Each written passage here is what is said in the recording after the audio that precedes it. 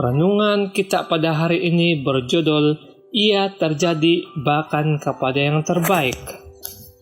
Ayat inti terdapat di 1 Samuel 8 ayat 1 hingga 3 yang berkata, apabila Samuel sudah tua, dia melantik anak-anaknya untuk menjadi hakim kepada orang Israel.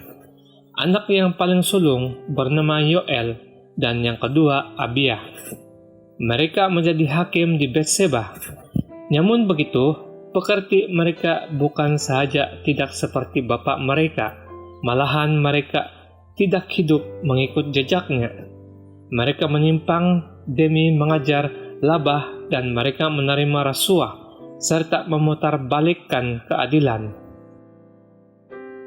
Anak-anak lelaki Samuel rosak, seperti para pemimpin agama yang lain pada masa itu. Mereka mengambil kesempatan di atas kedudukan mereka untuk mengeksploitasikan rakyat.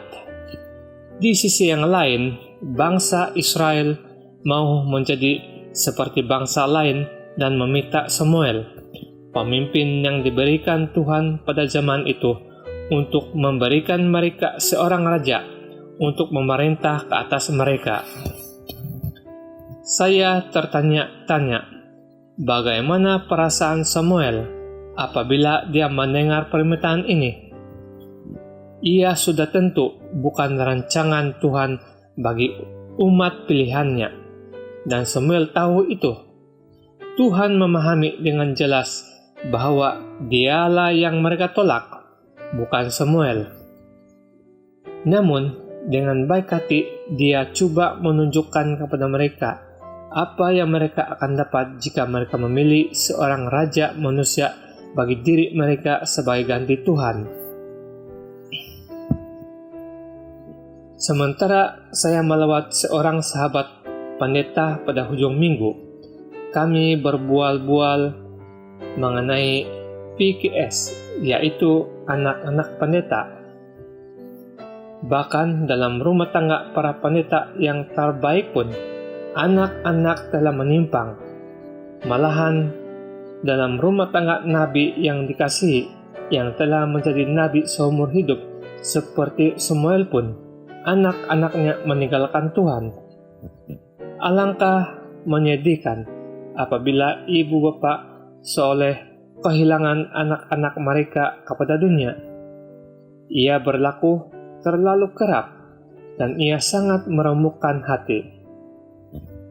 Saya sadar bahwa ia tidak selalu merupakan satu peristiwa atau situasi tunggal, tetapi sebaliknya, beberapa daripada ini yang mendorong mereka untuk mengambil langkah itu. Mungkin ia disebabkan oleh perpindahan yang kerap dari satu gereja ke gereja lain, dari satu community ke community lain, dari satu sekolah ke sekolah lain. Mungkin ia disebabkan oleh peristiwa meninggalkan sahabat-sahabat dan diletakkan dalam kedudukan bertemu dengan sahabat-sahabat baru hanya untuk meninggalkan mereka semula beberapa tahun kemudian. Mungkin ia adalah karena sekolah atau siri sekolah yang mereka hadiri. Mungkin ia disebabkan oleh berbagai guru dan pengetua. Atau mungkin karena orang-orang gereja, conference atau gereja secara umumnya. Dan mungkin kesalahan terletak pada kita, ibu bapak mereka, yang menghabiskan lebih banyak masa melakukan pekerjaan Tuhan daripada meluangkan masa bersamaan anak-anak Tuhan dan anak-anak kita. Apapun itu, sudah tentu kita sadar akan cabaran-cabaran yang semua anak-anak kita hadapi. Betapa kita sangat perlu untuk senantiasa membawa semua anak-anak kita dalam doa-doa kita. Mari kita berdoa.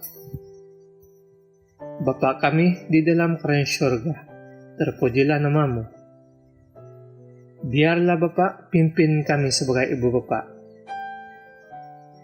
memimpin anak-anak kami, mendoakan anak-anak kami, supaya mereka tidak menyimpang daripada ajaran daripada Tuhan. Pimpin mereka setiap hari, agar mereka dekat dan mendahulukan Tuhan dalam kehidupan mereka. Berkati kami pada hari ini Bapak, jauhi kami daripada segala malapetaka, karena semua ini kami minta di dalam nama Tuhan Yesus Juru Selamat kami. Amin.